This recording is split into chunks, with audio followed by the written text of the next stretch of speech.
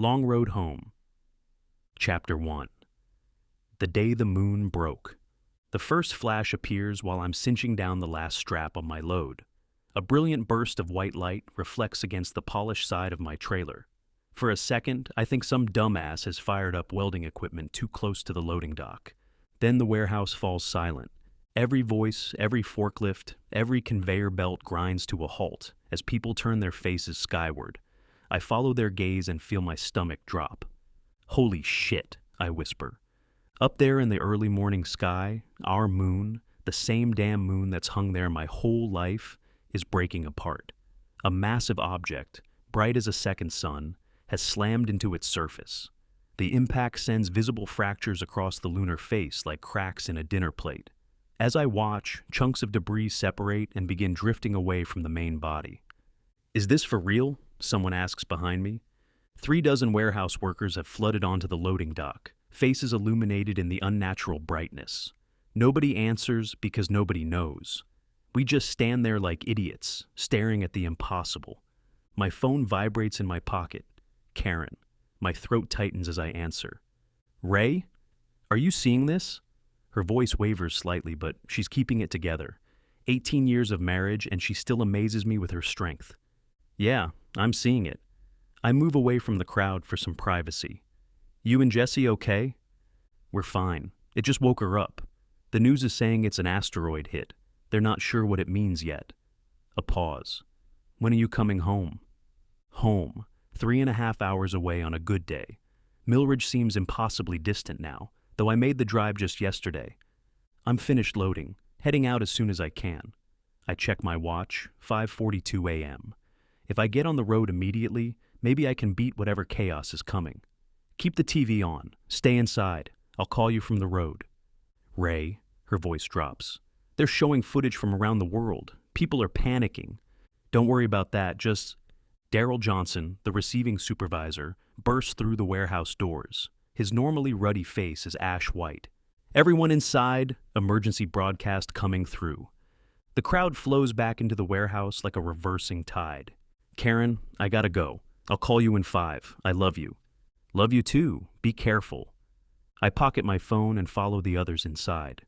The warehouse's ancient TV mounted above the break area has drawn a crowd. Someone has cranked the volume to maximum. Confirmation that an asteroid approximately 2 kilometers in diameter has collided with the moon, the news anchor is saying, her professional demeanor cracking around the edges. NASA and other space agencies are tracking the debris field and calculating potential Earth impacts. Citizens are advised to remain calm and stay tuned for further. The broadcast cuts to a balding scientist with wild eyes. The fragmentation is unprecedented. We're already tracking multiple large objects on Earth intersecting trajectories. The first atmospheric entries could begin within hours, not days as previously.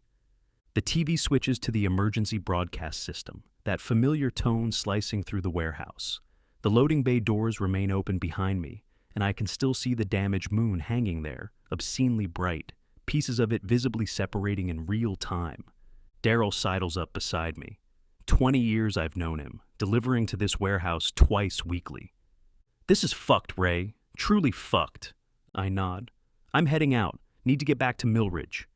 You won't make it. Daryl gestures toward the parking lot, where I can already see increased traffic on the distant highway. Mason City's got 2.5 million people about to lose their collective shit. He's right, but it doesn't matter. My family's there, Daryl. I know, man. He squeezes my shoulder. Take the western route through Carsonville. It'll be longer, but the highways are going to be parking lots. From the television, the automated voice drones. This is not a test. The National Weather Service has issued a meteor warning for the following counties. The list is long. Too long. Both Mason City and Milridge are included. I need to move. Mason City sprawls across the valley like a concrete scab. From the elevated loading dock, I can see the downtown skyline 5 miles east, and the industrial corridors stretching north and south. In the 2 years since I started this delivery route, I've learned to hate this city. Its congestion, its noise, its endless construction. Today I might need every alley and back road I've discovered. The truck's diesel engine rumbles to life, a comforting vibration beneath me. I check my mirrors, log my departure time out of habit, and ease the 18-wheeler away from the dock. My marriage and my mortgage are tied to this rig, but right now, all I care about is the distance it can cover. 300 miles stand between me and my family. The warehouse complex sits on the western edge of the city, with quick access to Interstate 37, or at least there should be. As I approach the on-ramp, my heart sinks. Traffic has already congealed into a solid mass. Hundreds of red brake lights stretch into the distance. "Fuck me," I mutter, slamming my palm against the steering wheel. My phone rings. The cab fills with my daughter's voice when I answer. "Dad?" Jessie's 14 going on 30 these days, but right now she sounds younger, scared. "Hey kiddo, I'm on my way home." I try to sound more confident than I feel. "When will you get here?" Mom's trying not to freak out, but everyone at school is sending crazy messages. School, Jesus. They've canceled school, right? Yeah, emergency notification came through. Some kids are saying the moon's gonna fall on us. I ease the truck onto the shoulder, emergency flashers blinking as I contemplate my options. "That's not happening, Jess. Listen to your mom, not your friends. I'm coming home as fast as I can." "Promise?" The word hangs between us. I've never broken a promise to my daughter. "I promise, Jess. Just might take me a while."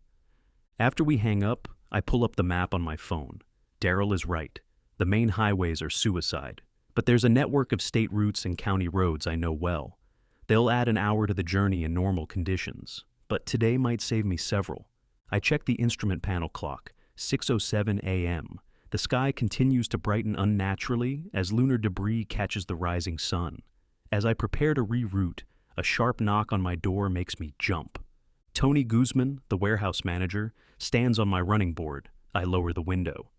"Watson, corporate is calling for emergency drivers. They're offering triple pay to move high-priority loads to safety locations." His eyes keep drifting to the sky.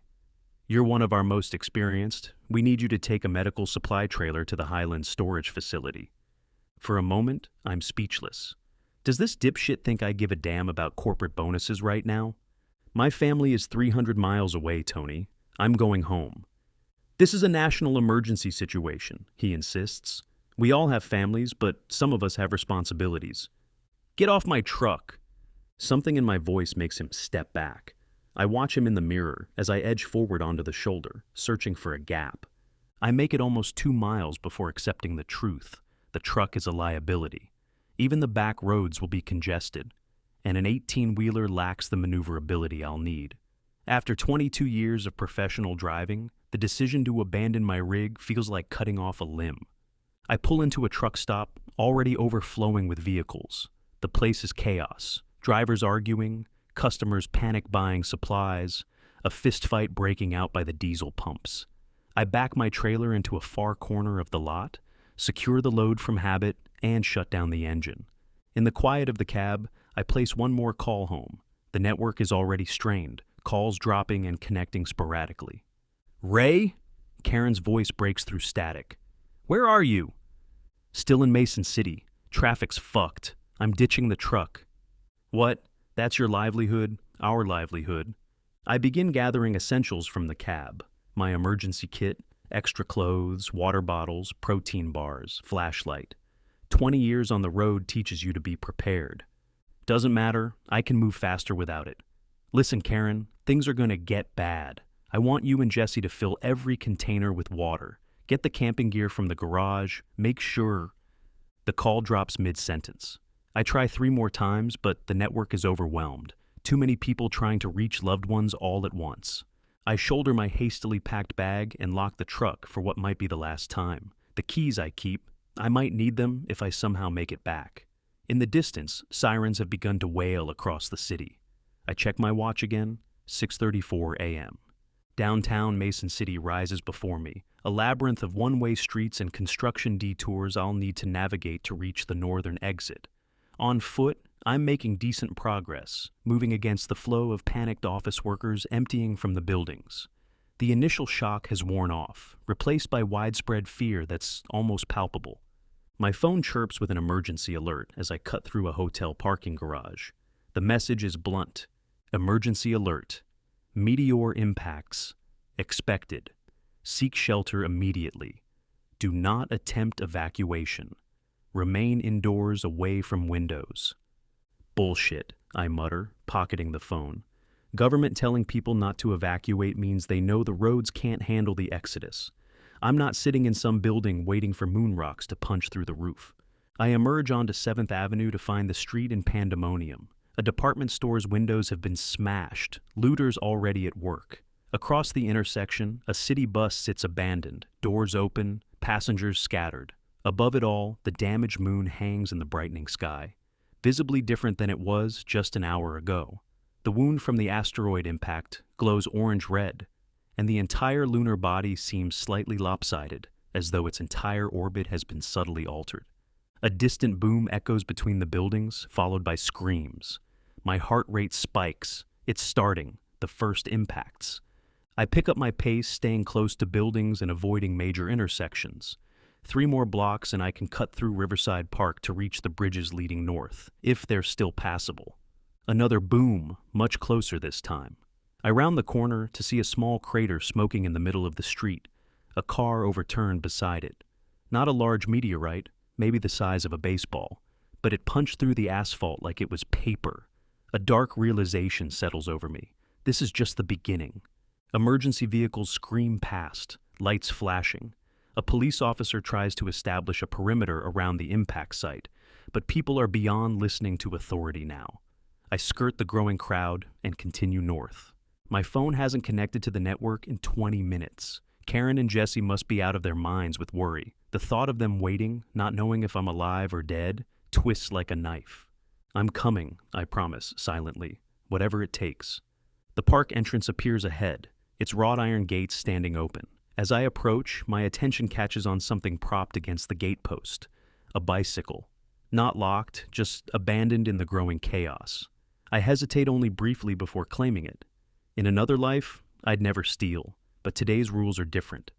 I mount the bike, adjusting the seat as best I can, and push off toward the North Bridge. The extra speed immediately makes a difference. I weave through abandoned cars and fleeing pedestrians, the weight of my pack straining against my shoulders. The first true meteorite shower begins as I reach the bridge. Dozens, then hundreds of bright streaks cut through the morning sky. Most burn up completely, but some make it through. Impacts pepper the river and eastern side of the city with terrifying randomness. A distant building's upper floors explode as a larger fragment strikes it directly. People on the bridge stop to watch in horror. I don't. Every second counts now. As I pedal across the bridge, a fresh barrage of emergency alerts floods my briefly reconnected phone. Evacuation orders for sectors of the city, shelter designations, and most chillingly, impact predictions showing a major debris cluster heading for the region between Mason City and Millridge. I pause just long enough to check the time, 7:19 a.m. In under 2 hours, the world has fundamentally changed. The bridge shudders beneath me as another impact strikes somewhere nearby. The northern suburbs stretch ahead, slightly elevated from the downtown area. From here, I should be able to connect with County Road 16, avoiding the interstate entirely. It will be a harder ride, but likely clearer. I push off again, gripping the handlebars tightly as smaller meteorites continue to pepper the area. The streets have largely emptied here as people retreat indoors. Through windows, I catch glimpses of families huddled around televisions, faces painted with the same fear I'm feeling. 300 miles, I think, as I pedal harder. Just 300 miles between me and home. Above me, the broken moon continues to shed its pieces into our atmosphere, a celestial wound that won't stop bleeding. The worst is yet to come. I ride on. Chapter 2. Through the chaos. The northern suburbs of Mason City blur past as I push the salvage bicycle to its limits. My thighs burn with the effort, but the pain feels distant, unimportant. What matters is forward motion, each pedal stroke carrying me closer to Millridge, to Karen and Jesse. A cluster of people huddle around a car with its radio cranked high. I slow just enough to catch fragments of the broadcast.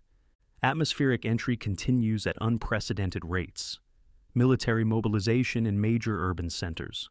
Advising citizens to shelter in place. Shelter in place. Easy for them to say when they're not 300 miles from their family. The bicycle is a women's model, frame too small for my 6'2" build, but it's a hell of a lot faster than walking. I navigate through abandoned vehicles and around clusters of shell-shocked suburbanites. Most just stand in their driveways staring upward, as if challenging the sky to strike them down. My phone has stopped finding signal entirely. Whether the networks are overloaded or damaged, I can't tell. The disconnect from Karen and Jesse gnaws at me worse than the uncertainty of what's falling from the sky. They're smart. They're prepared. Karen will know what to do. I repeat this mantra silently as I ride, trying to ignore the new sirens wailing in the distance. County Road 16 should connect directly with State Highway 88 north of the city, giving me a clear shot toward Millridge. At least, that's the plan until I round a bend and find the road blocked by a fresh impact crater. Son of a bitch, I mutter, skidding to a stop. The meteorite wasn't huge, maybe vehicle-sized, but it's punched a hole 20 feet across and sent debris across all lanes.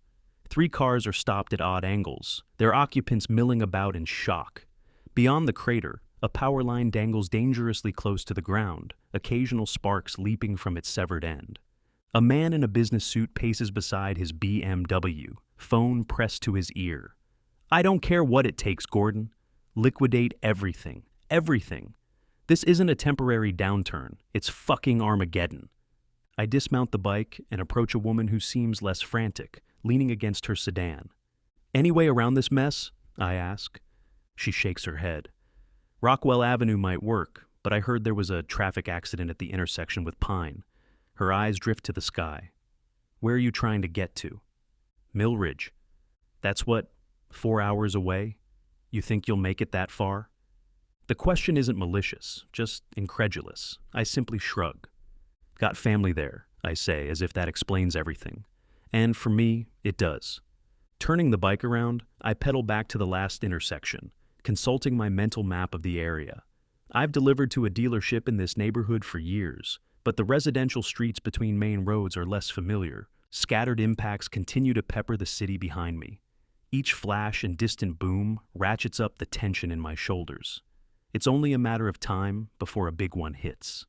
The neighborhood streets form a confusing labyrinth, but I maintain my northward bearing using the sun and the damaged moon, both now high enough to serve as reference points. The comfortable suburban facades feel surreal against the apocalyptic sky. I cut through a park and emerge onto a commercial strip I recognize, Westfield Avenue. The electronics store on the corner has its security gate half lowered, but lights still on inside. The owner, a barrel-chested man with a shotgun propped against the counter, waves me in when I approach. You look like a man with somewhere to be, he says, as I lean the bike against his counter, catching my breath. Need to get to Millridge, I pant. Any chance I could get some water? He passes me a bottle without hesitation. Millridge? That's a hell of a ride. He gestures to a television mounted on the wall, where an emergency broadcast shows a map of the region. They're saying the worst of the debris will hit in a band stretching from here northeast toward Fairfield. My stomach clenches. Fairfield sits directly between Mason City and Millridge. You got a family waiting for you? He asks. I nod, eyes fixed on the screen where red impact zones spread like bloodstains across the map. Figured as much. Here. He hands me a portable radio. Batteries are fresh. They're giving updates every 15 minutes on Emergency Channel 5. I reach for my wallet, but he waves it away. Money's not worth shit today. Just, if you make it home, remember there's still good people in the world. I thank him, tucking the radio into my pack. As I prepare to leave, the broadcast shifts to a live feed from a news helicopter. The camera pans across the eastern section of Mason City, where multiple fires have broken out. A larger impact has collapsed part of a hospital, emergency vehicles swarming the site. Jesus, the store owner whispers. I need to get moving, I say, more to myself than to him. Outside, the air has taken on an acrid quality, a mixture of smoke, dust, and something else I can't identify. Chemical almost. I pull my shirt collar up over my nose and remount the bike. Northern checkpoint is at the Highway 88 junction. The owner calls after me.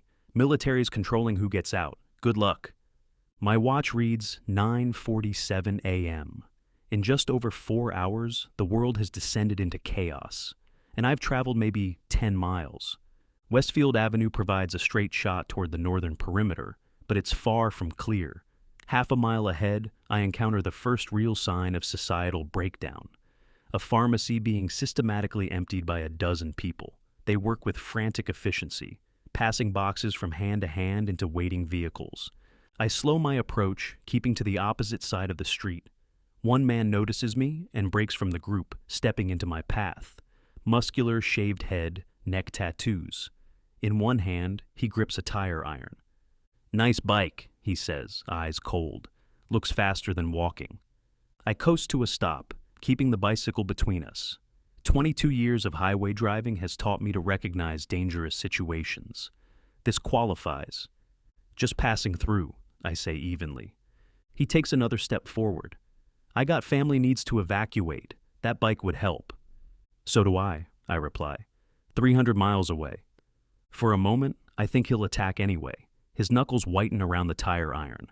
A tremendous boom shakes the ground, followed by the crash of breaking glass. We both turn to see a fresh impact 2 blocks east, a building's facade collapsing into the street. The distraction is enough. I kick off hard, swerving around him and accelerating away. He shouts and gives chase, but only for half a block before another impact, closer this time, sends him diving for cover. I don't look back.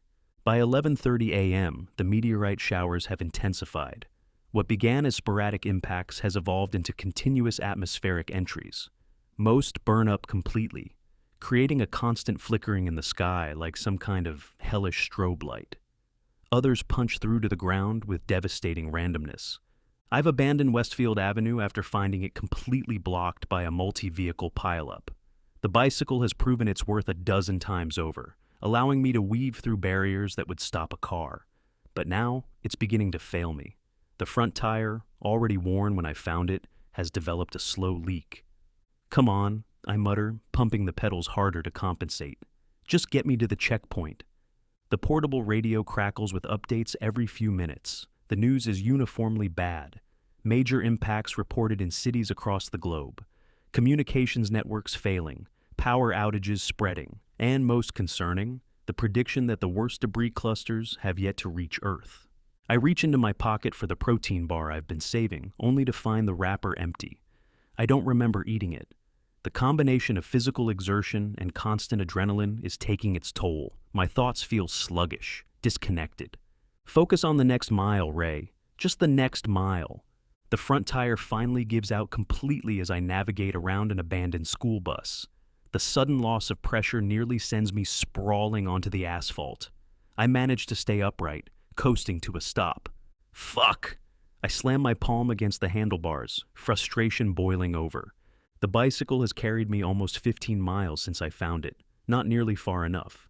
I drag it to the side of the road and prop it against a fence, already scanning for alternatives. The road ahead climbs a gentle hill. At the top, I should be able to see the highway junction and the military checkpoint the electronics store owner mentioned. I shoulder my pack and continue on foot, legs protesting every step. The physical toll is mounting, blisters forming on my feet, muscles cramping from the unfamiliar exertion of cycling, hunger gnawing at my stomach. None of it matters. 300 miles, now maybe 285. From the hilltop, I finally spot the checkpoint, and my heart sinks. The military has established a perimeter at the Highway 88 junction, just as the store owner said. But it's obvious no one is getting through easily. Hundreds of vehicles line the approach, military Humvees positioned to control access. Armed soldiers direct the glacial flow of traffic, checking each vehicle before allowing it through.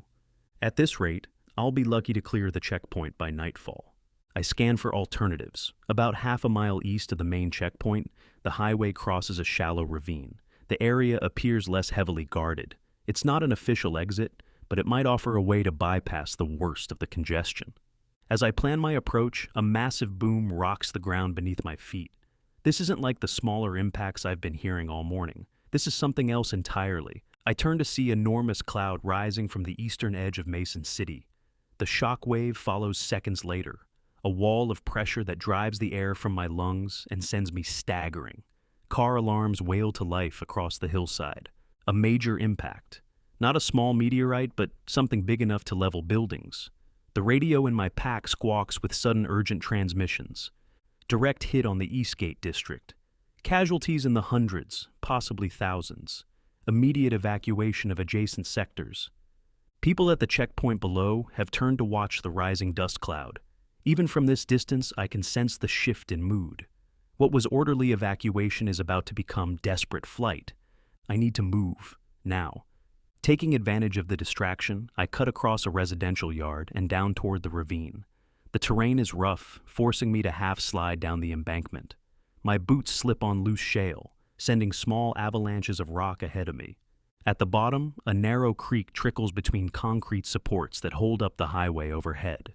The space is dim, graffiti-covered. I pause to catch my breath, drinking the last of my water.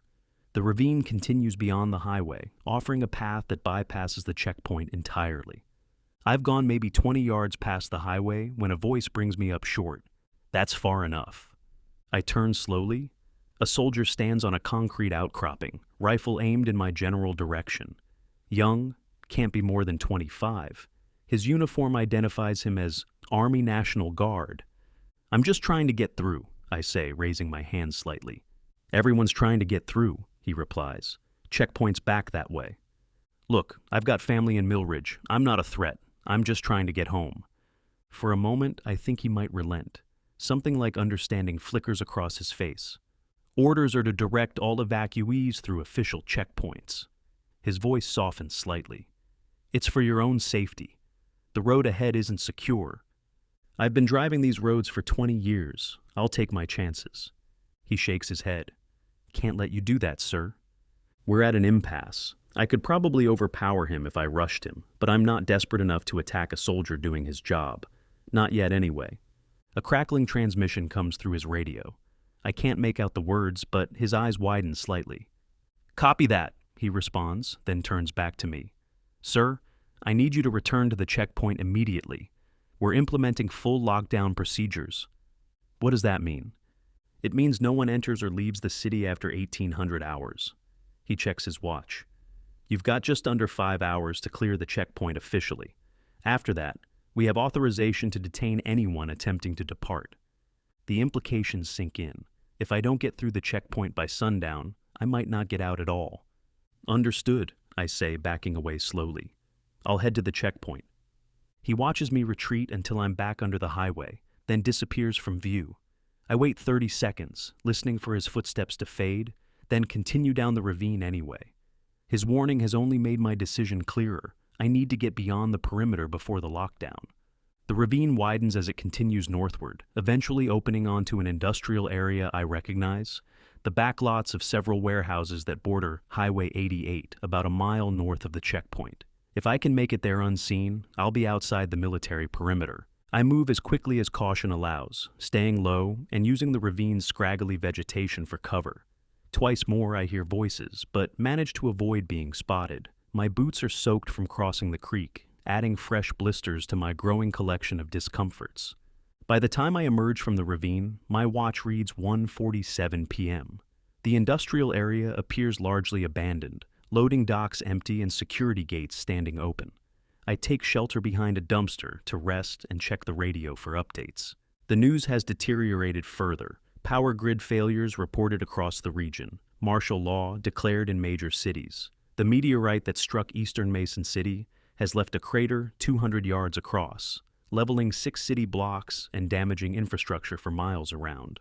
Most concerning is the report about the paths ahead. Highway 88, my planned route, has been closed due to impacts and structural damage at multiple points between Mason City and Fairfield.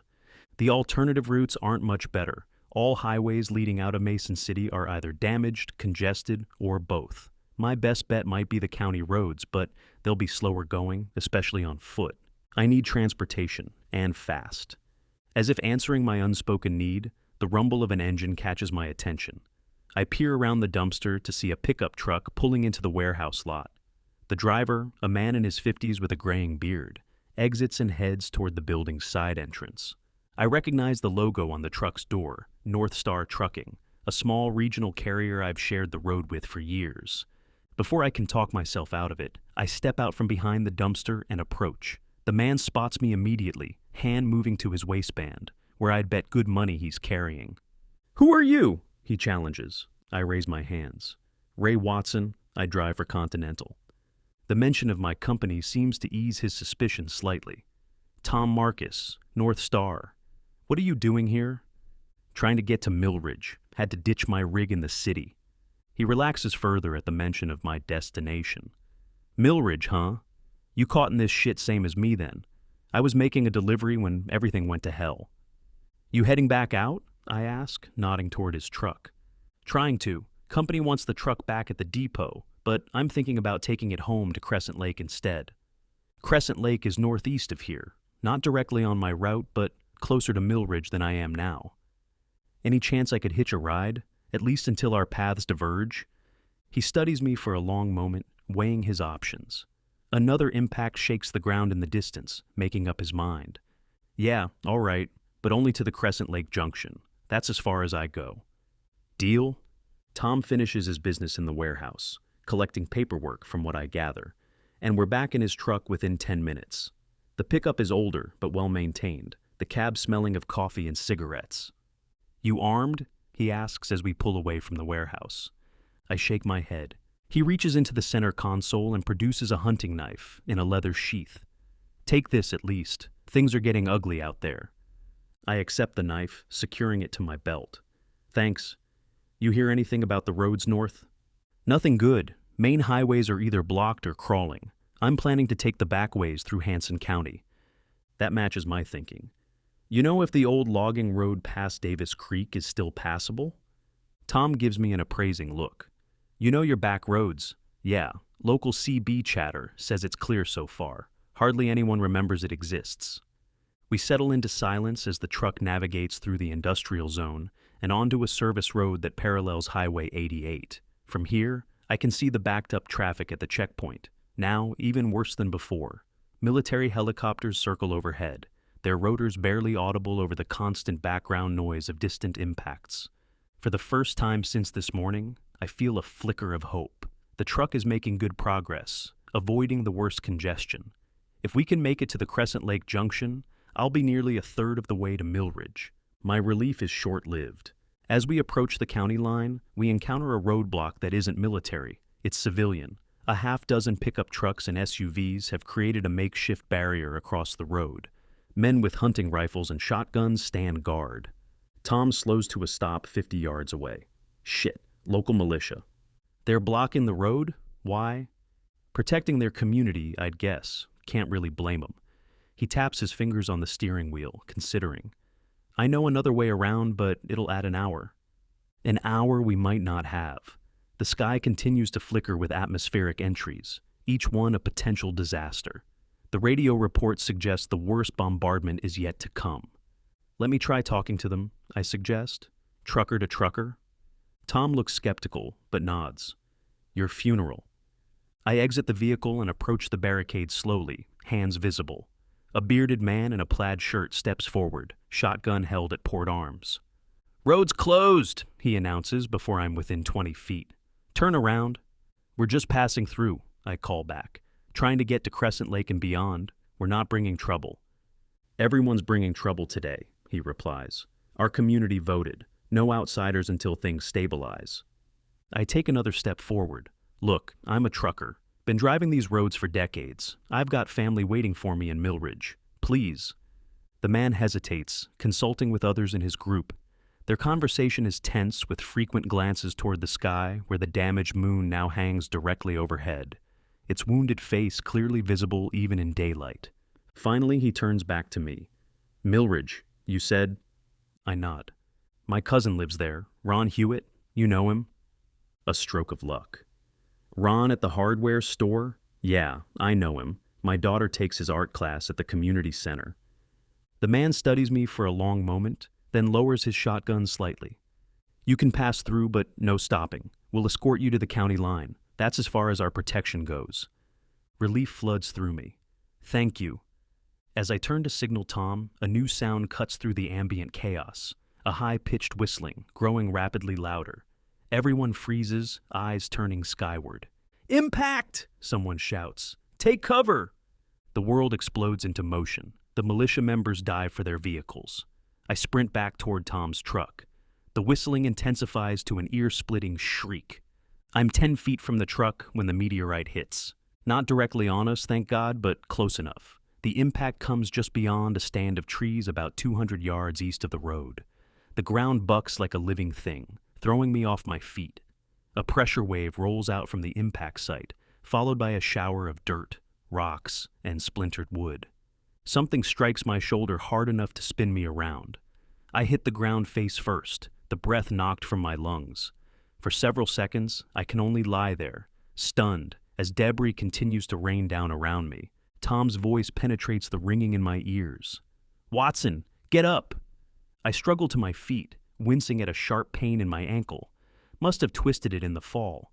My shoulder throbs where something hit it, but a quick check reveals no serious damage, just a nasty bruise forming. The roadblock is in chaos. One of the militia's vehicles has been flipped by the shockwave. Men scramble to help wounded comrades.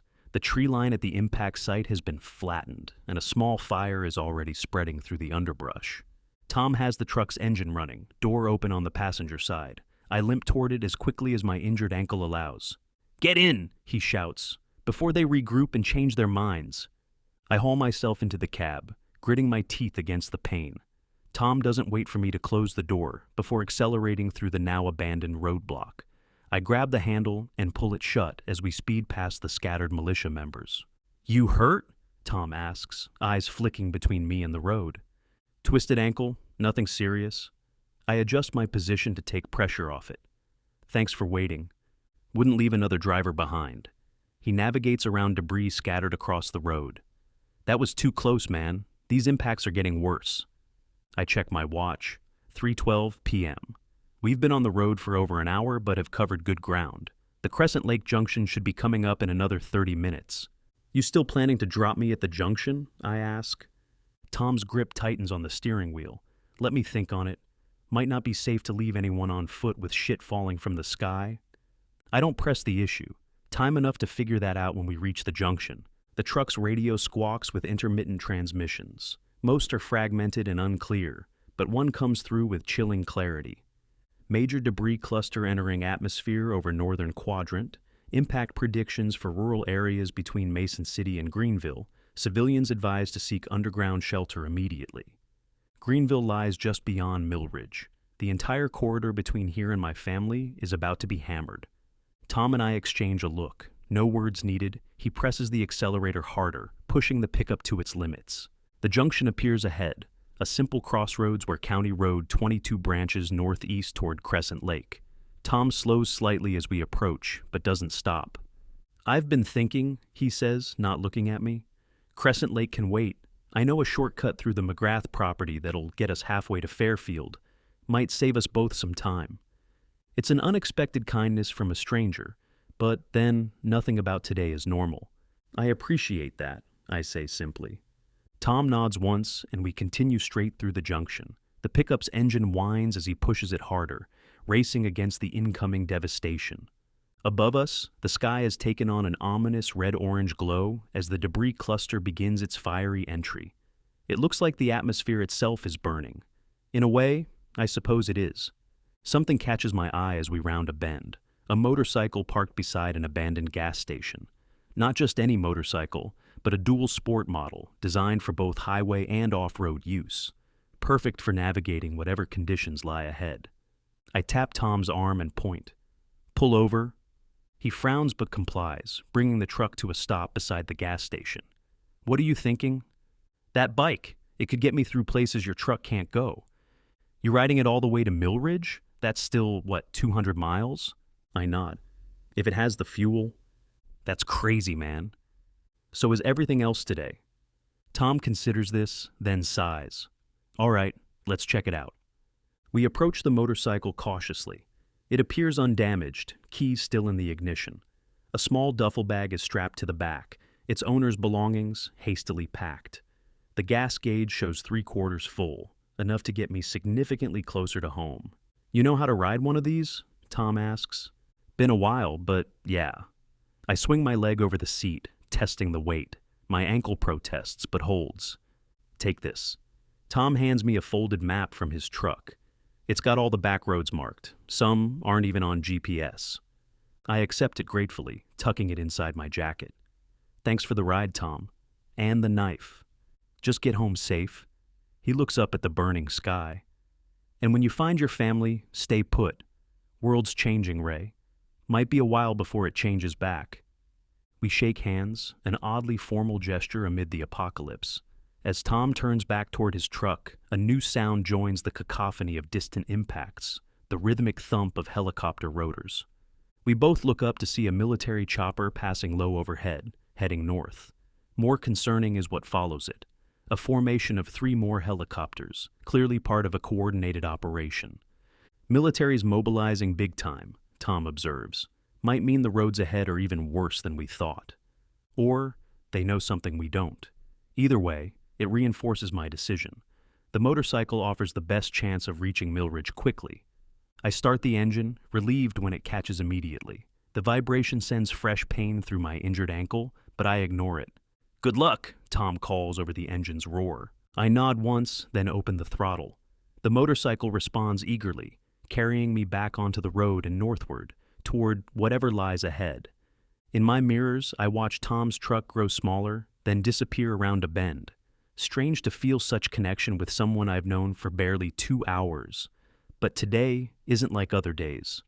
The sky continues to burn overhead, fragments of the moon raining down upon the earth. Some part of me wonders if I'm being foolish, racing toward danger instead of away from it.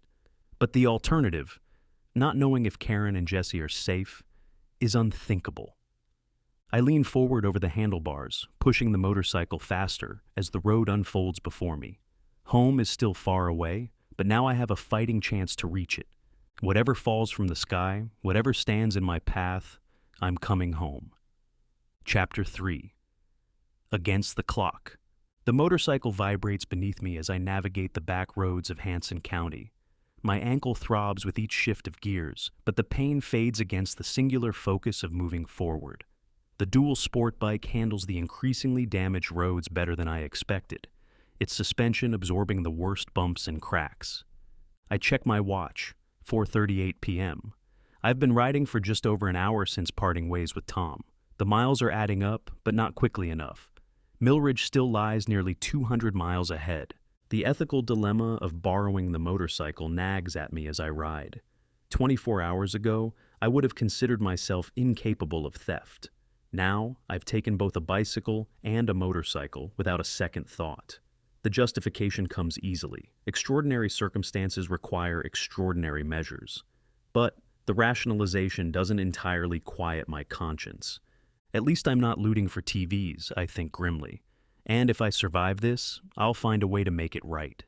The sky has taken on a surreal quality. The burning atmospheric entries have continued unabated, creating an eerie amber glow that bathes everything in unnatural light. The damaged moon hangs visible even in daylight, its new misshapen form a constant reminder of how fundamentally the world has changed. I've been monitoring emergency broadcasts on the portable radio, tucked in my jacket pocket with one earbud in. The news grows grimmer by the hour. Major impacts reported across the globe. Power grids failing, communications networks collapsing, governments declaring states of emergency. One report catches my attention as I navigate around a fallen tree branch. Confirmation that lunar debris will continue entering Earth's atmosphere for at least the next 72 hours. The largest concentration is expected between 6 p.m. and midnight Eastern Time. Citizens are advised to seek underground shelter immediately. 6 p.m., less than 90 minutes from now. I twist the throttle harder. The landscape changes as I cross into Ryder County. Forests give way to agricultural land, vast fields of corn and soybeans stretching to the horizon. Under normal circumstances, these open spaces would offer spectacular visibility of the night sky. Today they provide an unobstructed view of the impending apocalypse. I catch movement in my peripheral vision. Another vehicle on these otherwise deserted back roads. A pickup truck appears in my mirrors, gaining ground rapidly. Something about its approach raises the hairs on the back of my neck. I increase my speed, but the truck accelerates to match. Now just 50 yards behind me, close enough that I can see 3 men in the cab, their faces obscured by the glare on the windshield. In a different world, they might be helpful locals. Today, I can't take that chance. I downshift and open the throttle fully, putting distance between us. The motorcycle leaps forward eagerly, pushing past 80 miles per hour on the narrow county road. Too fast for safety, but the alternative seems worse. For nearly a mile, the truck keeps pace, then gradually falls behind as the road conditions deteriorate. I navigate around potholes and cracks that force the larger vehicle to slow. Eventually, it disappears from my mirrors entirely. The encounter leaves me shaken. Human threats may prove more dangerous than falling debris. Tom's hunting knife, secured at my belt, suddenly feels inadequate protection. By 5:45 p.m., I've reached the outskirts of Fairfield, the small city marking the halfway point between Mason City and Millridge. Fairfield's population of 42,000 makes it a fraction of Mason City's size, but large enough to have its own emergency response infrastructure. Signs of the crisis are evident as I approach. Traffic cones redirect vehicles around damaged sections of road. Emergency vehicles with flashing lights are positioned at major intersections. A makeshift medical station has been established in a high school parking lot, attended by figures in high-visibility vests. I slow as I enter the city limits, wary of enforcement checkpoints. My concerns prove justified when I spot police cruisers blocking the main road through town. Officers direct traffic toward staging areas, separating vehicles with local plates from those passing through. Can't risk getting detained here. I cut down a side street before reaching the checkpoint, using Tom's map to navigate Fairfield's residential neighborhoods. The streets are oddly quiet, most residents either evacuated or sheltering in place. Occasionally, I pass people loading vehicles or boarding up windows. Few pay me any attention, too focused on their own survival. A massive boom rocks the air as I navigate through the eastern edge of Fairfield. I brake instinctively, scanning the sky. The sound came from the north, the direction I'm heading. A new plume of smoke rises on the horizon, maybe 10 miles distant. Too close. Far too close. The radio in my pocket crackles with urgent transmissions. Major impact north of Fairfield, near the Ellis Creek watershed. Emergency crews dispatched. Residents within 20-mile radius advised to evacuate immediately. I check the map. Ellis Creek runs directly through my planned route. I'll need to find an alternative. With fading daylight and the promised debris cluster approaching, my options narrow by the minute. I pull into an abandoned gas station to reassess. The fuel gauge shows half a tank remaining, maybe 100 miles of range. Not enough to reach Millridge without refueling. The station's pumps stand dark and lifeless, victims of the power outages sweeping the region. I try the handle anyway, hoping for a miracle, but nothing flows. Siphoning from abandoned vehicles might be my only option, but that requires time and equipment I don't have. As I study the map for alternate routes, a convoy of military vehicles thunders past on the main road. 3 transport trucks followed by Humvees with mounted equipment. They're heading north toward the impact site. Their presence suggests the situation is worse than the broadcasts indicate. The bike's engine ticks as it cools, an oddly normal sound amid the surreal circumstances. I stretch my legs, wincing as my injured ankle protests. The bruise on my shoulder has darkened to an angry purple, joining the collection of minor injuries accumulated throughout the day. Karen would have my head for not taking better care. The thought of my wife sends a fresh surge of determination through me. I refold the map, plotting a course that swings east to avoid Ellis Creek before turning north again. It'll add miles, but might skip the worst of the devastation. As I prepare to remount the motorcycle, the radio broadcasts an automated emergency alert, its mechanical voice cutting through all other transmissions. This is not a test. The National Weather Service has issued an extreme meteor warning for the following counties: Ryder, Ellis, Franklin, Petersburg, Millridge. My blood runs cold at the inclusion of Millridge County in the warning. Major debris impacts expected between 6:30 p.m. and 11 p.m. Central Time. All citizens are advised to seek underground shelter immediately. Do not attempt to travel or evacuate. Repeat, do not attempt to travel. The warning continues, but I've heard enough. I start the motorcycle and pull back onto the street, accelerating harder than caution would advise. The sun has begun to set, painting the smoke-filled sky in apocalyptic shades of orange and red. The first stars appear, or what look like stars until they move, trailing fire as they descend. The predicted debris cluster has arrived. Night falls as I navigate the rural roads east of Fairfield. The darkness brings both blessing and curse. I'm less visible to potential threats, but the damaged roads become harder to navigate. I ride with high beams on, scanning constantly for obstacles. The meteorite shower intensifies with darkness. What was occasional streaks of light has become a constant display, hundreds of fragments burning through the atmosphere simultaneously. Most disintegrate completely, but others punch through, striking Earth with terrifying randomness. Each impact brings a flash of light and a subsequent boom that echoes across the landscape. The larger strikes send visible shock waves through the air, rippling the cornstalks and surrounding fields. I find myself unconsciously hunching lower over the handlebars, as if it might protect me from a direct hit. I've managed to skirt the Ellis Creek impact zone, though evidence of its devastation is visible even from miles away. A glow on the horizon where fires have broken out. Emergency vehicle lights flashing in the distance. The detour has cost precious time and fuel, both in increasingly short supply. The motorcycle's tank dips below quarter full as I rejoin my original route north of Ellis Creek.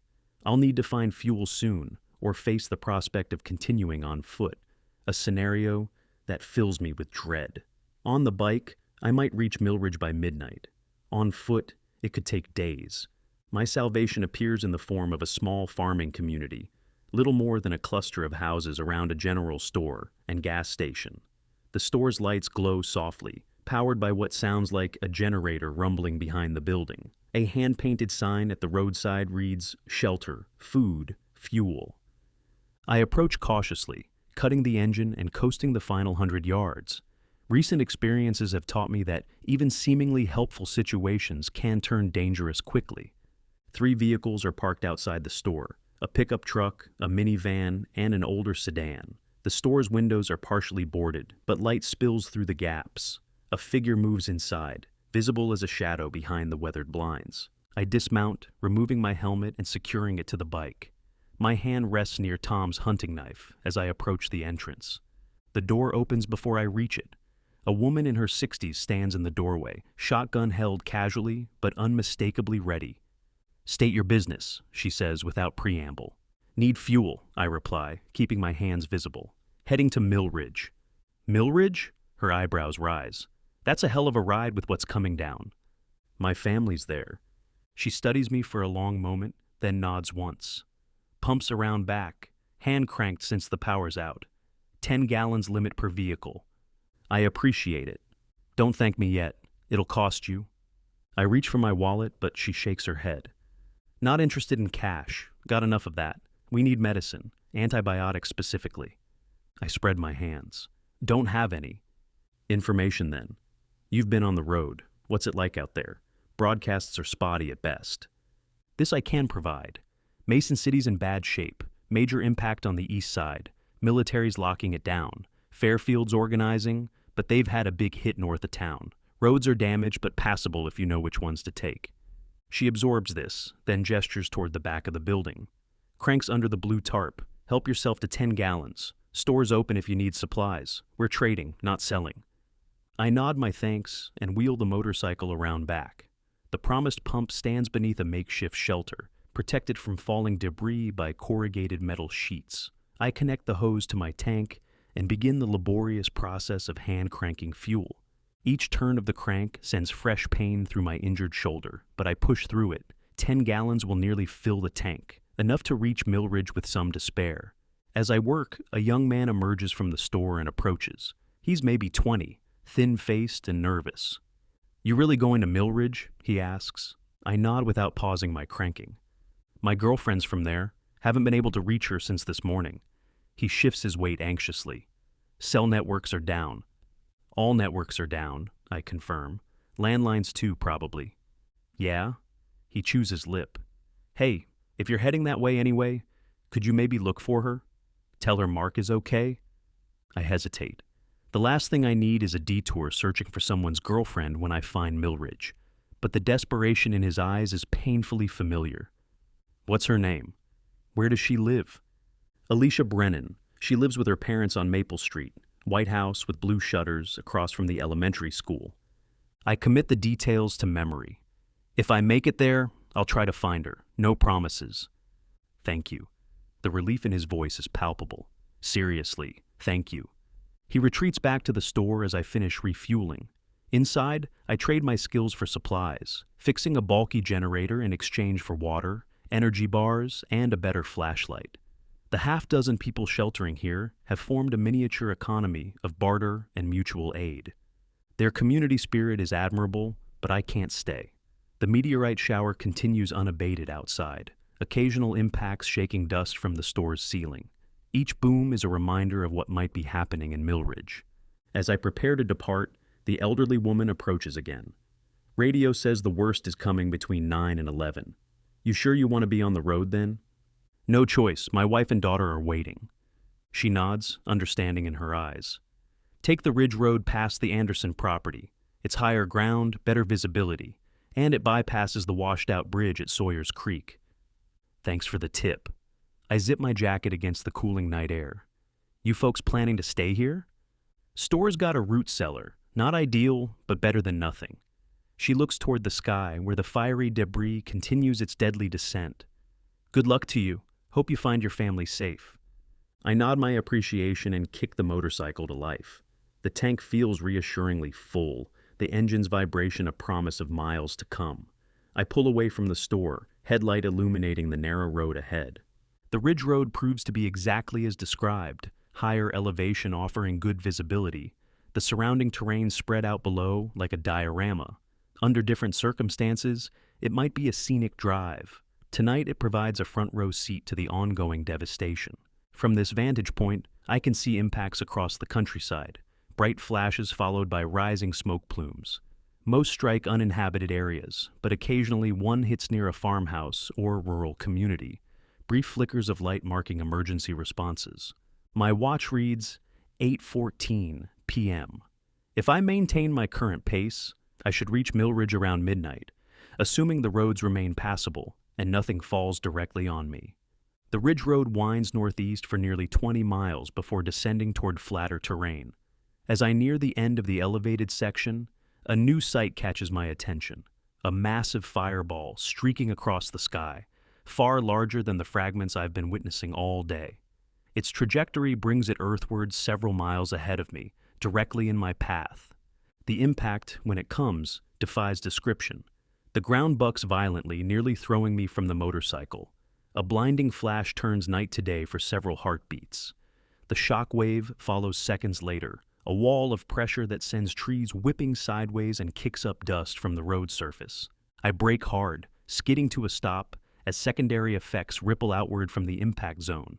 In the momentary silence that follows, I can hear trees cracking and falling in the distance. Then comes the sound, a deep resonant boom that seems to compress the air in my lungs. The motorcycle's frame vibrates with the acoustic energy.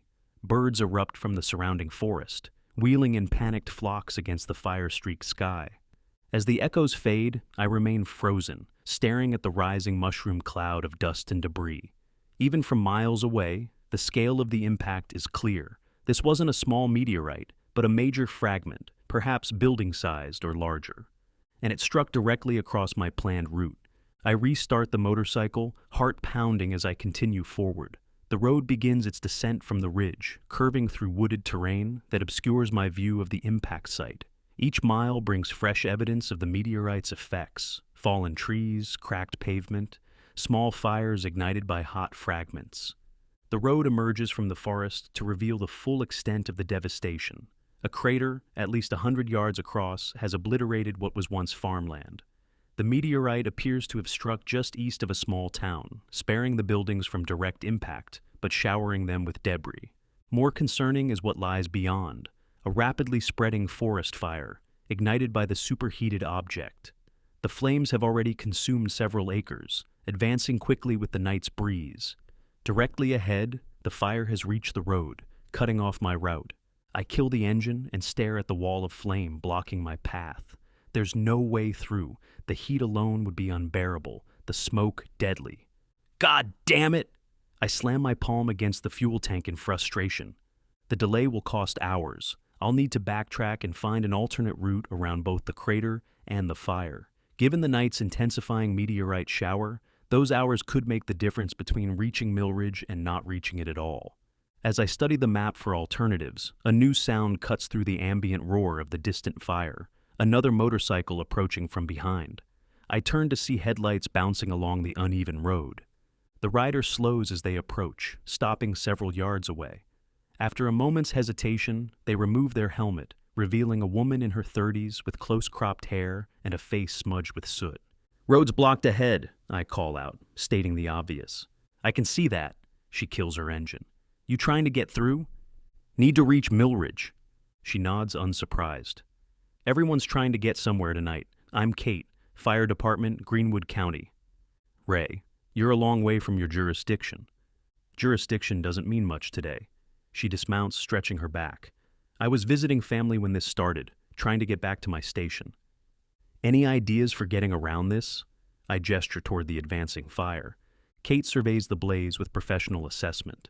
"Not on this road. Fire's moving too fast, and the wind's pushing it northeast. But I know another way.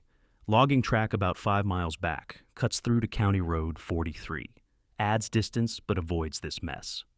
The offer of guidance is tempting, but my caution remains engaged. "Why share that with me?" Kate shrugs. "Safety in numbers. 2 bikes are better than 1 if either breaks down. And frankly, I could use the company. Been riding alone since this morning, seeing nothing but destruction." Her reasoning makes sense, and having a firefighter alongside might prove valuable if conditions worsen. "Lead the way," I concede. We retrace our path to the logging track Kate mentioned, little more than a dirt trail cutting through dense forest. In daylight, it would be challenging. At night, with only our headlights to guide us, it's treacherous. Twice I nearly lose control on washouts or exposed roots. Kate rides ahead, her more nimble dirt bike handling the terrain better than my heavier dual sport.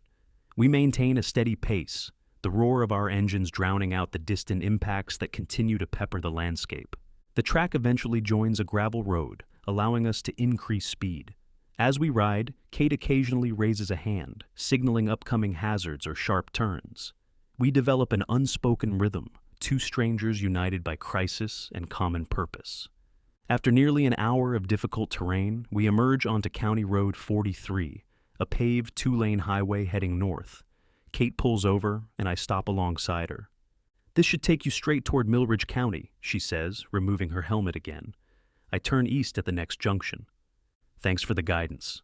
I extend my hand, which she shakes firmly. "You saved me hours of backtracking. Just paying it forward. Had plenty of help myself today." She pauses, looking up at the ongoing meteor shower. "It's getting worse, isn't it?" I follow her gaze. The celestial bombardment has indeed intensified, the sky alive with burning fragments. Peak's supposed to be between 9 and 11. My watch shows 9:37 p.m. We're in the thick of it now. "Your family in Millridge?" Kate asks. I nod. "Wife and daughter. You?" "Station house in Greenwood. 24 firefighters who are probably overwhelmed without their lieutenant." She replaces her helmet. "Good luck, Ray. Hope you find them safe." "Same to you." We part ways at the next junction, Kate turning east while I continue north. The brief companionship makes the return to solitary travel more acute, the weight of my isolation settling back onto my shoulders. County Road 43 offers better conditions than the logging track, but it's far from pristine. Meteorite strikes have left small craters in the asphalt, forcing me to weave around holes that could easily destroy a wheel. In some sections, the road has buckled entirely, creating ramps and dips that launch the motorcycle briefly airborne. The meteorite shower reaches its promised peak as I cross into Petersburg County, bordering Millridge. The sky becomes a continuous light show, fragments streaking across the darkness in all directions. Impacts occur with such frequency that the individual booms merge into a rolling thunder, punctuated by louder explosions when larger objects strike. I maintain speed despite the danger, reasoning that movement offers better odds than stopping. The statistical chance of a direct hit remains low, but each impact in my vicinity sends renewed adrenaline coursing through my system. The motorcycle's headlight captures an eerie landscape transformed by the ongoing bombardment. Small fires burning in fields, trees shattered by shock waves, road signs toppled by debris. The air carries an acrid scent of smoke, dust, and something metallic, the smell of vaporized rock. My focus narrows to the immediate road ahead, all other concerns secondary to reaching Millridge. The physical toll mounts with each mile, muscles aching from hours of tension, injured ankle throbbing with each gear shift. eyes burning from constant vigilance. I'm less than 50 miles from Millridge when disaster strikes. Not a meteorite, but something far more mundane. A blown tire on a pickup truck, abandoned diagonally across the highway. I round a curve at speed and spot the obstacle too late for a complete stop. Instead, I swerve hard, taking the motorcycle onto the shoulder. The loose gravel provides insufficient traction. The bike slides, then catches, throwing me into a violent wobble. I fight for control, but momentum and physics win. The motorcycle goes down, sliding across the shoulder in a shower of sparks. I separate from the bike just before impact, experience and instinct rolling me away from the skidding machine. The world becomes a blur of motion and pain as I tumble across dirt and gravel before coming to rest in a roadside ditch. For several seconds, I lie motionless, performing a mental inventory of my body. Nothing feels broken, though new pain blossoms across my right side where I hit the ground. My jacket and jeans protected me from the worst of the road rash, but I'll have impressive bruises tomorrow, if there is a tomorrow. I struggle to my feet, limping toward the fallen motorcycle. It lies on its side, engine stalled but still ticking with heat. The right mirror has snapped off, and the fairing shows significant damage. More concerning is the bent handlebar and the fluid leaking from beneath the engine. No, no, no, I mutter, righting the bike with effort. The key is still in the ignition. I turn it and press the starter button, praying to whatever gods might be listening. The engine coughs, struggles, then catches with a rough idle. Relief floods through me until I notice the growing puddle beneath the bike. Oil. The impact has cracked the case or broken a line. The engine won't run long without it. I check my watch. 10:48 p.m. Millridge lies maybe 40 miles ahead. Under normal conditions, that's less than an hour's ride. But with a damaged motorcycle leaking vital fluids, it might as well be 1,000 miles. For the first time since this morning, I feel the cold grip of genuine despair. So close, yet still too far. The continuing meteorite shower mocks my predicament, fragments burning through the atmosphere overhead as if celebrating my failure. I sink to my knees beside the motorcycle, exhaustion and pain overwhelming my determination. The thought of Karen and Jesse waiting, perhaps believing me dead, sends a wave of anguish through me so intense it manifests as physical pain. I promised, I whisper to the uncaring night. I promised I'd come home. The moment of weakness passes as quickly as it arrived. I push myself upright, anger replacing despair. I've come too far to stop now. If the motorcycle won't make 40 miles, I'll get as far as it will go, then walk the rest if necessary. I remount the bike, wincing at fresh pains from the crash. The engine still runs, though with a concerning knock that wasn't there before. The bent handlebar makes steering awkward but manageable. I ease back onto the road, avoiding the abandoned pickup that caused my spill. The damaged motorcycle limps forward, its usual confident purr replaced by mechanical complaint. I nurse it along, keeping the RPMs low to minimize oil loss, stopping every few miles to let the engine cool. It's painfully slow progress, but it's progress nonetheless. 10 miles pass this way, then 15. The engine's knock grows progressively worse, the oil leak accelerating as internal damage compounds. I can practically feel the machine dying beneath me, its components grinding without proper lubrication. At mile 17, the engine seizes completely, a horrible grinding sound, followed by total mechanical silence. I coast to a stop on the shoulder, the useless machine now nothing more than an elaborate paperweight. Fuck! I slam my palm against the fuel tank, frustration boiling over. Goddamn piece of shit. My outburst echoes unanswered across the empty landscape. I'm still more than 20 miles from Millridge, at least 6 or 7 hours on foot, assuming good conditions. And conditions are anything but good. I dismount for the last time, collecting what supplies remain in the saddlebags. The meteorite shower has begun to taper, though impacts continue at irregular intervals. The moon, damaged, diminished, but still recognizable, has risen fully, casting an altered light across the countryside. For a moment, I remain beside the motorcycle, oddly reluctant to abandon it. The machine carried me over 100 miles today, through conditions it was never designed to handle. Its failure wasn't from lack of spirit, but from wounds suffered in service. Thanks for the ride, I murmur, patting the cooling engine. Then I shoulder my pack and begin walking north, guided by the broken moon and an unwavering determination to keep my promise. 20 miles, one foot in front of the other, however long it takes. I will make it home. The walking is harder than I anticipated. My body, already pushed to its limits by the day's events, protests each step. The ankle I twisted earlier has stiffened into a constant throb. New bruises from the motorcycle crash make themselves known with every movement. Exhaustion clouds my thinking, making simple navigation a challenge. Still, I press on. The highway stretches ahead, a ribbon of fractured asphalt cutting through the darkened landscape. I maintain a steady pace, not fast, but relentless. Each mile mark noted, each step bringing me fractionally closer to Millridge. An hour passes. My watch reads 12:22 a.m.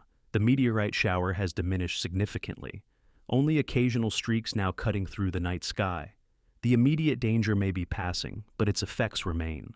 Small fires burning in distant fields, damaged structures visible in the moonlight, the acrid scent of smoke hanging in the air. As I round a bend, a new sound reaches me, rushing water where there should be none. I slow my approach, triggering my flashlight to illuminate the scene ahead. The bridge spanning Oakton Creek has partially collapsed. One of its concrete supports has been struck by a meteorite, sending a 20-foot section of roadway into the water below. The creek itself, normally a gentle flow, has been transformed by debris damming its course upstream. Water rushes through the damaged section, creating a mini rapids where placid pools once stood. I stand at the edge of the collapse, flashlight beam playing across the gap. There's no way to cross here, not safely. The alternative is a 5-mile detour to the next crossing, adding hours to my journey. Wonderful, I mutter, too exhausted for stronger profanity. As I contemplate my options, headlights appear in the distance behind me. I step to the side of the road, wary but hopeful. The vehicle, a military Humvee, approaches slowly, its spotlight sweeping the area ahead before settling on me. The Humvee stops 30 yards away. Its doors open and 2 soldiers emerge, rifles held at ready but not aimed directly at me. "Identify yourself," one calls out. "Ray Watson." "Civilian. I'm trying to reach Millridge." They approach cautiously, flashlights examining me from head to toe. I must look like hell, clothes torn and dirty, face streaked with dust and sweat, standing alone on a deserted highway at midnight. "You're a long way from anywhere," the first soldier observes, staff sergeant by his insignia. "How'd you get here?" "Started in Mason City this morning. Truck, then foot, then bicycle, then motorcycle. Now, foot again." The second soldier, younger, probably not long out of basic, exchanges a glance with his superior. "Mason City, that's over 100 miles south." 143, I correct, too tired for anything but blunt accuracy. "My family's in Millridge. Need to reach them." The sergeant studies me for a long moment, then lowers his rifle slightly. "Bridge is out, as you can see. We're surveying damage along Highway 16. Any chance of a ride, at least to the next crossing?" Another evaluating look. "We're under orders to report directly back to command post after completing our route. No civilian transport without authorization." My heart sinks, so close, yet still blocked at every turn. "However," he continues, "our route happens to include the Davis Creek Bridge, which should be intact according to recon flyovers. If you're willing to ride in the back with the equipment, we could drop you there." Relief floods through me. I'd appreciate that more than I can say. The younger soldier opens the rear hatch, helping me climb in among crates of supplies and communications gear. The interior smells of diesel fuel and military-grade disinfectant. But it's the most comfortable seat I've had all day. As the Humvee turns around and begins its detour, the sergeant calls back through the partition. "Your family know you're coming?" "No communication since this morning. Networks are down." He nods unsurprised. "Millridge took some hits, but nothing catastrophic from our reports. Town's organizing pretty well compared to some places. This small nugget of information is more precious than gold. Millridge is standing. There's hope. The Humvee's powerful engine eats up the miles, covering in minutes what would have taken me hours on foot. I slump against a secured crate, allowing myself a moment's respite. The day's events wash over me in a montage of images. The first flash across the moon, the gridlocked highways, the bicycle, Tom's truck, the motorcycle, the countless near misses and narrow escapes. So many points where my journey could have ended, yet here I am, still moving toward home. The younger soldier passes me a canteen of water, which I accept gratefully. The cool liquid revives me somewhat, clearing the dust from my throat. "Mind if I ask why you didn't just shelter in Mason City?" he asks. Emergency protocols were pretty clear about not attempting travel. I take another sip before answering. "Would you stay put if your family was 143 miles away?" He considers this, then shakes his head. "No, sir, I wouldn't." There you go. The Humvee slows as we approach Davis Creek Bridge. The soldier's assessment was correct. This crossing remains intact, though with visible damage to its guardrails from meteorite impacts. "This is as far as we go," the sergeant announces as they pull onto the shoulder. "Millridge is about 8 miles north from here. Follow this road, you can't miss it." 8 miles. Almost nothing compared to what I've already traveled, yet it seems an enormous distance in my current state. "Thank you," I say as I climb stiffly from the vehicle. "Both of you." The sergeant hands me a small package of military rations. "You look like you could use these more than we can. Good luck finding your family, Mr. Watson." I accept the gift with genuine gratitude. The Humvee pulls away, its taillights eventually disappearing around a bend. Once again, I'm alone on the road, but with renewed purpose. 8 miles, less than 3 hours at my current pace. I unwrap one of the ration bars and force myself to eat despite lack of appetite. The calories will help, and I'll need every ounce of energy for the final push. The meteorite shower has all but ceased, only occasional fragments now entering the atmosphere. The damaged moon continues its silent passage overhead, a permanent reminder of how drastically the world has changed in a single day. I adjust my pack, check my bearings, and begin walking again. 8 miles, one foot in front of the other. Millridge awaits. Dawn breaks as I crest the final hill overlooking Millridge. The sun rises behind me, casting long shadows ahead toward the town spread out below. From this vantage point, I can see much of the small community where I've lived for the past 18 years. Millridge has survived, though not unscathed. Several buildings show damage from impacts. A water tower on the south side has collapsed. Smoke rises from at least 3 locations where fires continue to burn. But the town stands, a testament to either luck or divine intervention. My eyes are drawn immediately to the southeastern quadrant where our home is located. The distance and morning haze make details impossible to discern, but the general area appears intact. Hope surges through me, giving strength to my leaden limbs. The final approach into town follows County Road 16 as it descends into the valley. My pace increases despite exhaustion, drawn forward by proximity to my goal. 23 hours since I first witnessed the damage to the moon. 23 hours of continuous movement, danger, and uncertainty. The first signs of Millridge's response to the crisis appear as I near the town limits, a checkpoint manned by local deputies and volunteers. Barricades have been erected, allowing controlled access to the community.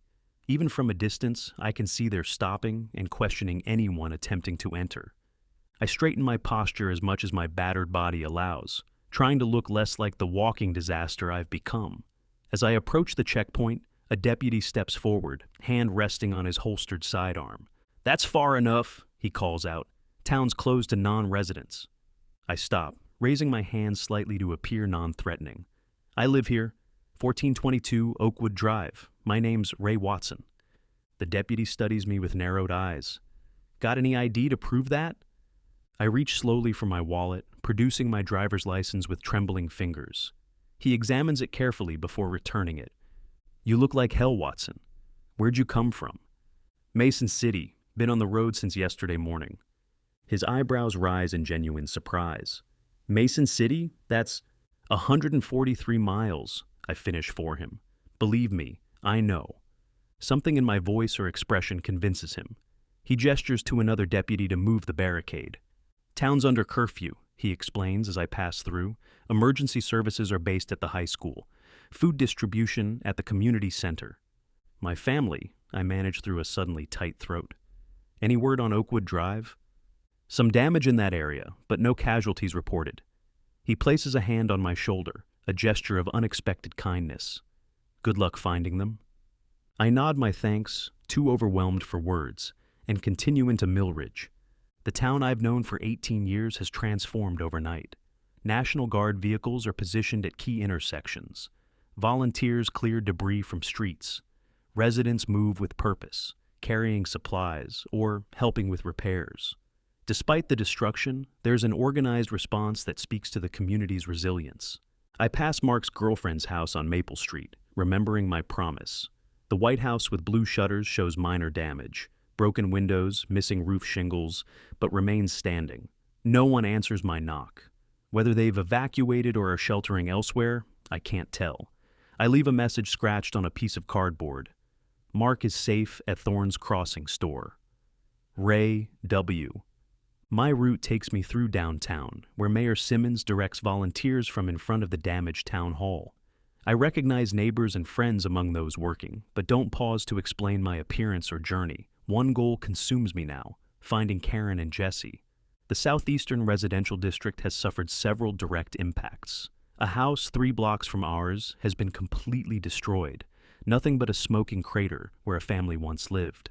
Other homes show various degrees of damage. Collapsed roofs, shattered walls, burned out shells. My pace quickens to a painful jog as I turn onto Oakwood Drive. Each house I pass intensifies my anxiety and hope in equal measure. Number 1408, 1414, 1418. Our house comes into view, and my knees nearly buckle with relief. The structure stands largely intact. One section of the roof has been damaged, covered now with a blue tarp secured by neighborhood volunteers. Several windows are broken, replaced with plywood sheets. The large oak in the front yard has lost major branches, debris scattered across the lawn. But it's standing. It's home. I approach the front door on unsteady legs, simultaneously eager and afraid. What if they've evacuated? What if, despite the deputy's assurance, something has happened to them?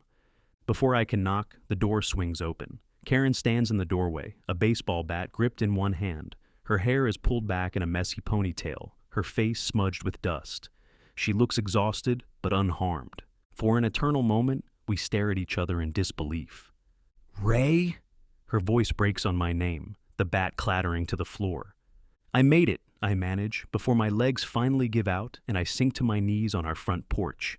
Karen is beside me instantly, arms wrapping around my shoulders, hands touching my face as if confirming I'm real. Oh my God! Oh my God! We thought, when the phones died, we couldn't... Dad? A second voice, high and disbelieving, from the doorway.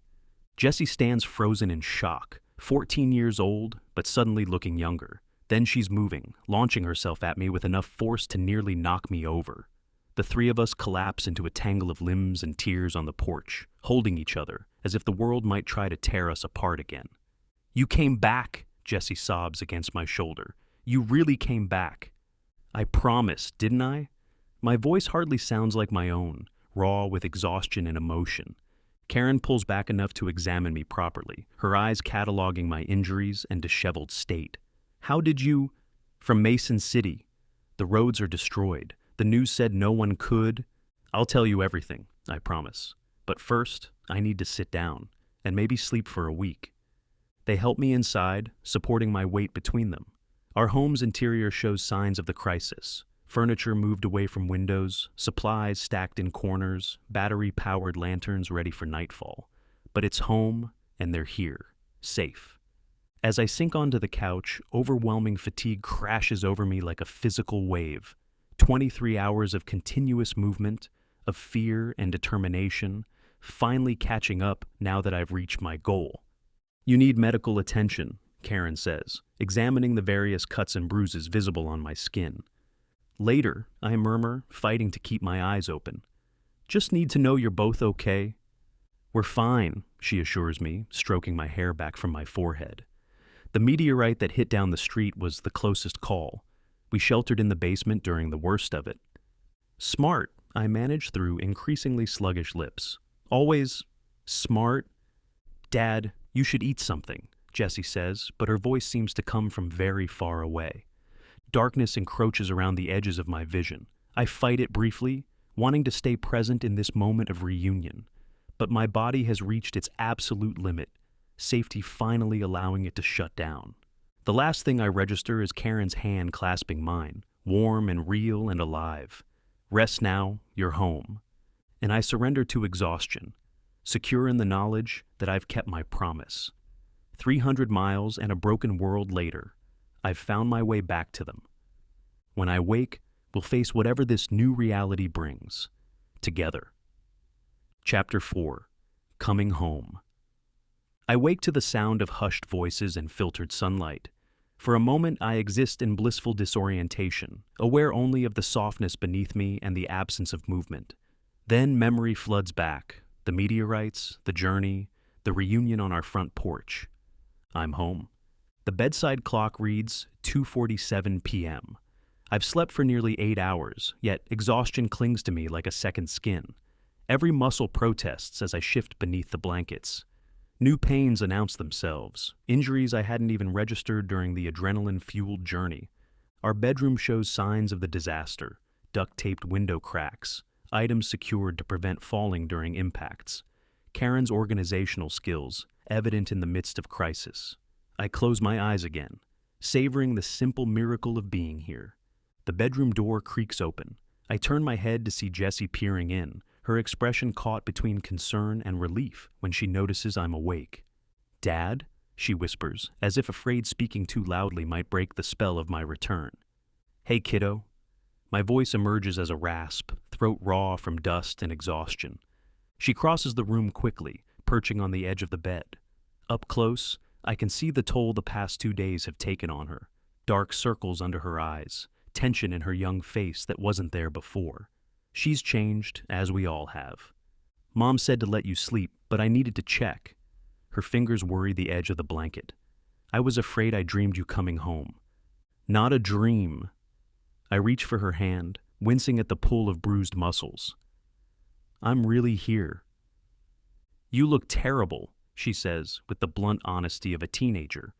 A laugh escapes me, immediately followed by a grimace as my ribs protest. "Feel terrible, too. Mom cleaned your cuts while you were sleeping. She says you're lucky nothing's broken." "Your mom's usually right." I attempt to sit up, Jessie helping with surprising strength. "How are you doing with all this?" She shrugs, a gesture attempting casualness, but failing to hide her distress. "It was scary. The impacts kept getting closer, and we didn't know if you—" Her voice trails off. "I know. I'm sorry you had to go through that." "Mom was amazing," Jessie continues. She knew exactly what to do: emergency supplies, boarding windows, helping neighbors. When the Petersons' house got hit, she was the first one there pulling people out. Pride swells in my chest. Of course Karen stepped up. She's always been the stronger one of us. "The whole town's working together," Jessie adds. "School's canceled indefinitely, but they're asking older kids to help with distribution centers. I've been sorting medical supplies." I study my daughter, seeing new maturity in her eyes. 24 hours of crisis have accelerated her growth in ways no normal day could. "I'm proud of you," I tell her simply. She smiles, the expression briefly restoring her to the child I remember. "Mom's making soup. Think you can eat something?" "Let's find out." Standing proves more challenging than anticipated. My ankle, twisted during yesterday's journey, barely supports weight. Various bruises and strains announce themselves with each movement. The gash on my shoulder, from debris during one of the impacts, has been cleaned and bandaged while I slept. Jessie hovers nearby, ready to assist, but understanding my need to manage independently. I shuffle to the bathroom first, confronting my reflection with shock. A stranger stares back, face gaunt and stubbled, dirt still embedded in creases despite Karen's efforts to clean me while I slept, eyes hollow from what I've witnessed. I splash water on my face, the simple luxury of running water not lost on me after 24 hours without basic amenities. Millridge's infrastructure must have survived better than many communities. Dressed in clean clothes and moving with the careful deliberation of the injured, I follow Jessie to the kitchen. The house feels different, furniture rearranged away from windows, emergency supplies stacked in corners, a battery-powered radio murmuring updates from the counter.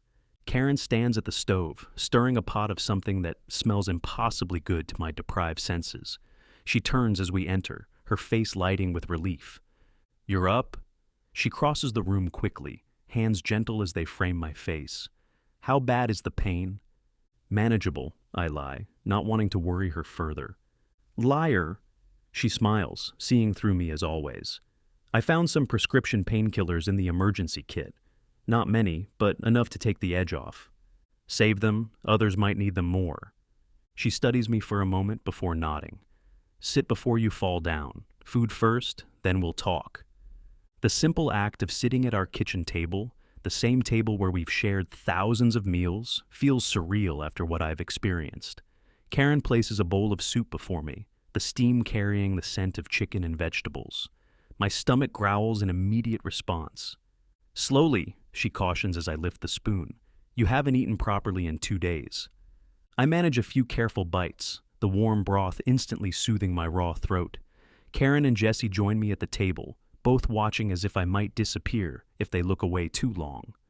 The town's emergency broadcast said Mason City suffered major impacts, Karen says after a while. They were advising no one-attempt travel between communities. I swallow another spoonful before responding. They were right, it was bad out there. You'll tell us everything when you're ready, she says, squeezing my hand. For now, just eat. The meal continues in comfortable silence. Through the kitchen window, I can see our backyard. The garden Karen has tended for years now, partially destroyed by debris. The swing set we built when Jesse was 6, missing its slide, the storage shed intact, but listing slightly. Beyond our property, smoke still rises from several locations around town. The distant sound of chainsaws suggests cleanup efforts continue despite approaching evening. The broken moon, visible even in daylight, hangs as a constant reminder that the world has fundamentally changed. What's happening out there? I ask finally, pushing the empty bowl aside. Beyond Millridge, I mean. Karen's expression tightens slightly. Communication is limited. The emergency broadcast system is working on backup generators. No internet, no cell service. But what we're hearing isn't good. Major cities hit hard, Jesse adds. They're saying millions of casualties worldwide. The number is staggering, yet somehow abstract after witnessing destruction firsthand. I think of Mason City, of the impact that leveled the Eastern District. Multiply that by hundreds, thousands of locations globally. The National Guard arrived yesterday morning, Karen continues. They've established a command center at the high school. Basic services are being maintained, water, some electricity in key areas. Food distribution is centralized at the community center. Any word on how long the impacts will continue? Karen shakes her head. The scientific reports are scattered. Some say the worst has passed, others predict ongoing debris strikes for weeks. The moon looks so weird, Jesse interjects, glancing toward the window. Mr. Hargrove from the science department says its orbit has been altered, that it might affect tides and weather patterns forever. Forever. The word hangs between us, the understanding that whatever comes next, there's no returning to the world we knew before. Ray, Karen says softly, reclaiming my attention. I need to know what happened, how you got home. I take a deep breath, organizing the chaotic events into some coherent narrative. It started with the first flash, just after dawn. I was securing the load at the distribution center. I tell them everything, abandoning the truck as roads became impassable, the bicycle, the motorcycle, the people who helped along the way, the near misses, and the devastating impacts witnessed from too close proximity. I find myself speaking mechanically, as if recounting someone else's journey rather than my own. Karen and Jesse listen without interrupting, their expressions shifting between horror, fear, and amazement as the story unfolds. Only when I describe the motorcycle crash and the final miles on foot does Karen reach for my hand, squeezing it tightly enough to hurt. You could have died 100 different ways, she whispers when I finally finish. But I didn't. Why risk it? You could have sheltered in Mason City. The question isn't accusatory, merely seeking understanding. I meet her eyes directly. Because you and Jesse are my world, nothing else mattered. Jesse wipes at tears she's been trying to hide. I kept telling Mom you'd make it. Even when the broadcast said no one could travel between cities, I knew you'd find a way. Your mom couldn't have stopped me with a restraining order, I say, attempting lightness, but hearing the raw truth beneath the words. Karen rises suddenly, circling the table to embrace me from behind, her face pressing against the top of my head. "Thank you for coming home to us," she whispers, voice breaking. "And don't you ever scare me like that again." I reach up to clasp her arm, anchoring myself in her presence. "No plans to—" The moment is interrupted by a sharp knock at the front door. Karen straightens, exchanging a glance with Jesse. "Probably Sheriff Callahan," she explains. "He's been checking on residents, taking inventory of needs and damages." She moves to answer the door while I remain seated, my energy already flagging despite the brief rest and meal. Voices murmur in the entryway before Karen returns, accompanied by a familiar figure in a sheriff's uniform. Mike Callahan has aged a decade in the 2 weeks since I last saw him. Deep lines bracket his mouth, and his normally immaculate uniform shows signs of extended wear. His eyebrows rise when he sees me. "Ray Watson, as I live and breathe." He approaches, extending his hand. "Karen said you were out of town when this started. How the hell did you get back?" "Long story," I reply, shaking his hand. "Involves a truck, a bicycle, and a motorcycle, in that order." "From Mason City? That's 143 miles, I finish tiredly. "So I've been reminded." Callahan whistles low. "Well, you're either the luckiest or the most stubborn son of a bitch in 3 counties. "Betting on stubborn," Karen interjects, returning to her seat beside me. "What's the situation in town, Mike?" I ask, steering the conversation toward more immediate concerns. The sheriff's expression turns grave. "We've been lucky compared to some places. 12 confirmed casualties, mostly from the impact on Cedar Street. Another 30 injured, 4 critical. Dr. Chen has transformed the clinic into a field hospital." My thoughts turn to the Petersons, who Jesse mentioned earlier. How bad was the damage to homes? 23 structures completely destroyed, another 40 with major damage. Callahan runs a hand over his face, fatigue evident in every movement. "We've consolidated the displaced at the community center and high school." "What about recovery efforts?" "National Guard arrived yesterday morning, bringing supplies and equipment. They're helping with search and rescue, debris clearing. FEMA's promising additional resources, but they're stretched thin nationally." "And beyond Mill Ridge?" Karen asks softly. Callahan's expression darkens further. "It's bad. Major cities hit hardest, but rural areas weren't spared. Fairfield took a direct impact downtown, casualties in the hundreds." I think of the town I passed through yesterday, the people at the impromptu aid station, the young man worried about his girlfriend in Mill Ridge. "Infrastructure's crippled across the region," Callahan continues. "Power grid down in most areas, roads damaged or destroyed. They're saying it could be months before things start returning to anything resembling normal." "If they ever do," Jesse adds quietly. The sheriff nods, acknowledging the truth in her statement. "Mayor's holding a town meeting tonight at 6. Community response planning, resource allocation, that sort of thing. You folks should try to attend if Ray's up for it." "We'll be there," Karen assures him. "One more thing," Callahan says, producing a notebook from his pocket. "We're documenting everyone's status and location, standard procedure after a disaster." He asks a series of questions: our names, ages, medical needs, damage to our property, available resources. Karen answers most, her organizational mind already cataloging our situation in terms the emergency management system can process. "Well, that's it for now," Callahan says finally, closing his notebook. "Ray, glad you made it back against all odds. We could use people with your kind of determination in the days ahead." After he leaves, the 3 of us sit in silence, absorbing the reality he's outlined. The scope of the disaster is still coming into focus. Not just a local emergency, but a global catastrophe that will reshape our world in ways we've yet to fully comprehend. "I should help with something," I say eventually, attempting to stand. "Cleanup crews or—" "You're not helping anyone in your condition," Karen interrupts firmly. "You need rest and recovery." "Your mom's right," Jesse adds.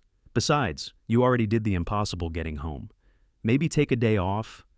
Their concern warms me even as I chafe at inactivity. They're right, of course. My body is at its breaking point, useful to no one in its current state. I subside back into the chair, conceding the point without argument. "Just until tomorrow," I qualify. "Then I'm helping however I can." Karen smiles, recognizing my compromise for what it is. "Deal. Now, let's get you cleaned up properly before the town meeting." The community center has been transformed into an emergency hub, its gymnasium now housing displaced families in rows of cots. The cafeteria serves as a distribution center, tables laden with supplies donated or salvaged from damaged businesses. Handwritten signs direct people to various services: medical triage, family reunification, volunteer coordination. We arrived shortly before 6, making our way through groups of neighbors, exchanging information and offering mutual support. I walk with a makeshift cane fashioned from an old broomstick, my injured ankles still protesting each step. Karen and Jesse flank me protectively, nodding to acquaintances as we pass. The meeting room overflows with residents, every chair filled and people standing along walls. Mayor Simmons stands at the front, gray-haired and steel-spined as always, flanked by Sheriff Callahan and Dr. Chen from the town clinic. A National Guard officer I don't recognize completes their impromptu leadership council. Looks like the whole town turned out, I murmur as we find standing room near the back. First chance for reliable information, Karen explains. People are desperate to know what happens next. The mayor calls the meeting to order, her voice carrying without need of electronics. Thank you all for coming. I know each of you has suffered losses and faced challenges, but I'm heartened to see our community coming together in this crisis. She outlines what they know so far, the extent of local damage, casualty figures, available resources. The National Guard captain follows with information about external support and security measures. Dr. Chen details medical capabilities and urgent needs. Throughout their presentations, I study my neighbors' faces. Fear mingles with determination. Questions are practical rather than panicked. How long will stored food last? Are the water treatment facilities functioning? What about prescription medications for chronic conditions? The reality, Mayor Simmons concludes, is that we must prepare for an extended period of recovery. Outside help will be limited, as all communities are facing similar challenges. Our survival depends on working together, sharing resources, and supporting each other. The meeting transitions to specific action items: volunteer sign-ups for various tasks, inventory of critical skills, organization of work teams. Karen immediately volunteers for the Education Committee, tasked with establishing temporary schooling for children. Jesse joins a youth support group that will assist elderly residents. I find myself approached by Marcus Williams, who operates the local trucking company where I occasionally pick up overflow contracts. "Ray," he greets me with a firm handshake. "Heard you made it back from Mason City. Damn impressive." "Just stubborn," I reply, echoing Karen's assessment. "Stubborn is what we need right now." He gestures toward a map spread across a nearby table, showing regional transportation routes. "We're putting together a logistics team. Your knowledge of back roads and alternate routes could be invaluable." Despite my exhaustion, I find myself drawn to the practical problem solving. What are you thinking?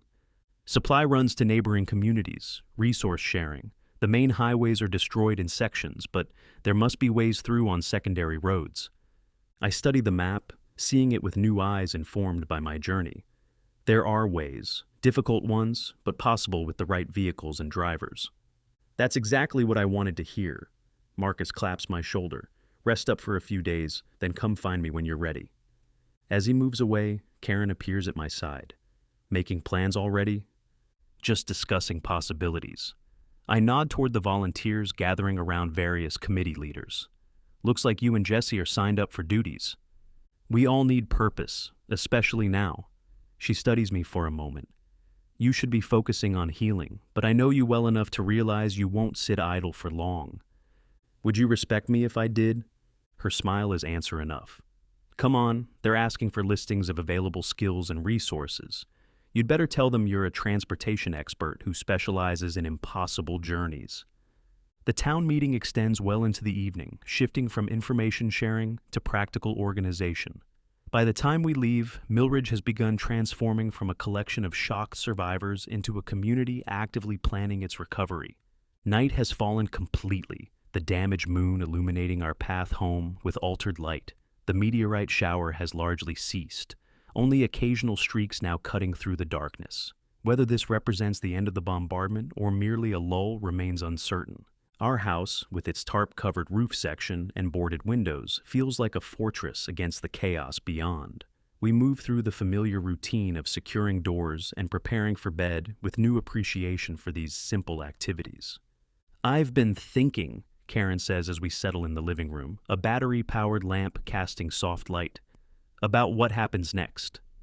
"Rebuilding," I offer, "adapting to whatever this new world looks like. It won't be easy." She leans against me carefully, mindful of my injuries. The experts at the meeting were saying infrastructure recovery could take months, maybe years in some areas. "We'll manage." Milridge has always been self-sufficient in many ways. "Did you see how quickly people organized tonight? Committees formed, resources assessed, plans developed." Pride colors her voice. "I've always loved this community, but tonight showed me its true strength." Jesse joins us, settling on the floor beside the couch.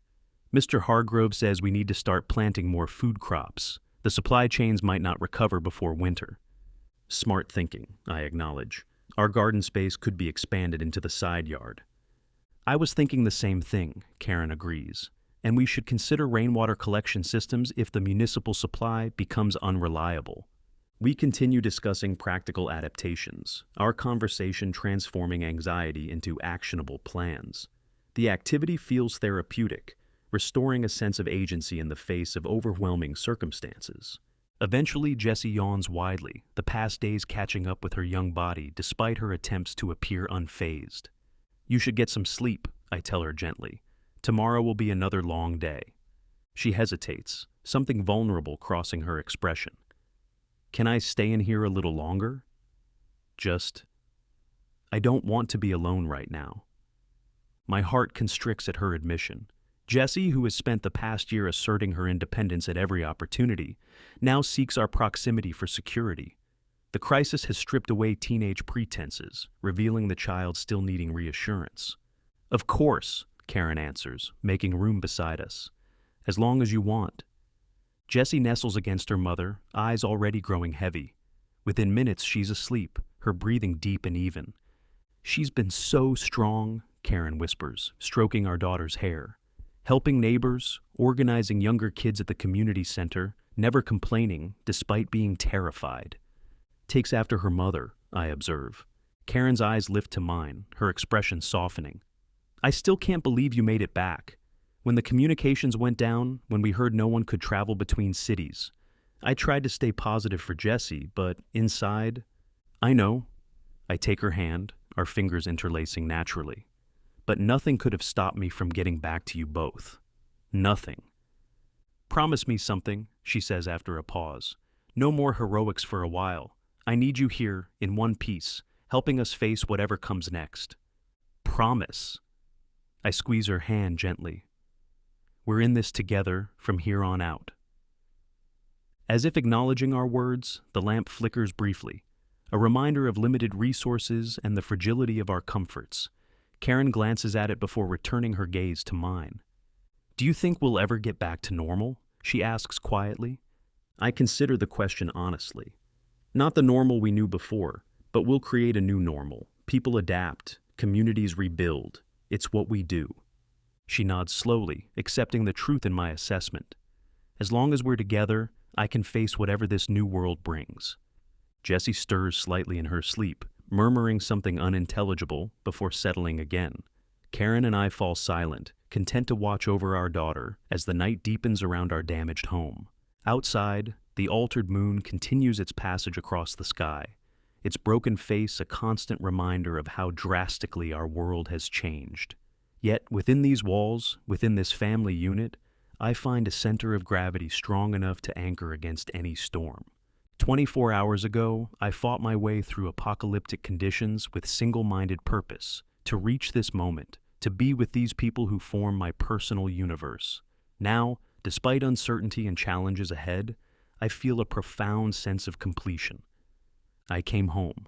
Whatever happens next, we face it together. Dawn breaks on the third day since the moon broke.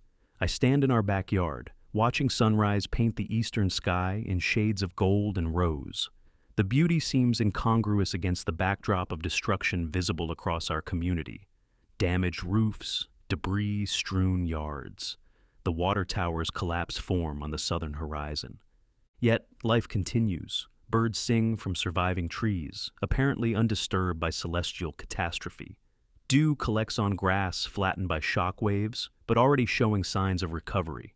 Nature's resilience offers a template for our own. I've risen earlier than Karen and Jesse, driven outside by the need to assess our immediate surroundings in daylight. My body still aches from the journey, but rest and proper food have begun the healing process. The makeshift cane supports my weight as I survey the damage to our property. The garden Karen has tended for years lies partially destroyed by debris, yet some plants remain stubbornly upright. The storage shed lists at an angle but remains structurally sound. Our rainwater barrel, installed years ago more for environmental reasons than necessity, stands undamaged, a small victory that now seems prescient. Planning repairs already? I turn to find Karen in the doorway, wrapped in a robe against the morning chill, 2 steaming mugs in her hands. She crosses the yard to join me, offering one of the cups. "Coffee?" I ask, hopefully. "Tea," she corrects. "We're rationing coffee until we know when supplies might be restored." I accept the substitution without complaint, grateful for any hot beverage. Just taking inventory, thinking about where to start. She surveys the yard alongside me, her analytical mind already categorizing tasks by priority. Roof first, obviously, then reinforcing the storm cellar. If these meteorites continue, we may need it. The garden should be salvageable. Most of the root vegetables seem intact. With some work, we could expand into the side yard, like we discussed. Karen nods, sipping her tea thoughtfully. "Marcus stopped by while you were asleep yesterday. Said they're organizing a supply run to Petersburg in a few days. Wanted to know if you'd consult on roots once you're stronger." "I will." I gesture toward the shed. "We should inventory our tools, see what we can contribute to community rebuilding efforts." "Already done," she says with a small smile. "Jesse and I cataloged everything while you were sleeping. Mayor's office has the list." Of course they did. While I lay recovering, my wife and daughter had already begun the practical work of adaptation. Their resilience humbles and inspires me. "The town meeting established work rotations," Karen continues. "I'm helping with the children 3 days a week at the community center. Jesse's assigned to the gardening initiative with her science class. There's a transportation committee that has your name on it when you're ready. Purpose, structure, community organization. These foundations will carry us through the difficult days ahead." "Have you checked the radio this morning?" I ask. Briefly, they're saying the meteorite shower has largely subsided, though occasional impacts may continue for weeks. The larger concern now is secondary effects: climate disruption, infrastructure collapse, resource scarcity. I nod, having expected as much. "We'll adapt." "Yes, we will." Karen's hand finds mine, squeezing gently. One day at a time. We stand together in the growing light, surveying the damaged landscape that extends beyond our property to the town beyond, and further still to a world fundamentally altered. The challenges ahead are immense, the future uncertain in ways we could never have imagined 3 days ago. Yet, in this moment, I feel a profound sense of rightness. The impossible journey that brought me home wasn't an ending, but a beginning. The first steps into a new reality we will navigate together. Above us, the damaged moon hangs visible even in daylight, a constant reminder of fragility and change. But here on the ground, among the people and community that form my world, I find strength enough to face whatever comes. I made it home. Now, together, we rebuild. Every story has an end, but there's always another waiting to be told. Subscribe to Steve's Stories for more sci-fi, dystopian, and war-driven adventures, from short tales to full novels. Like the video, hit the bell, and join me on this journey through worlds unknown.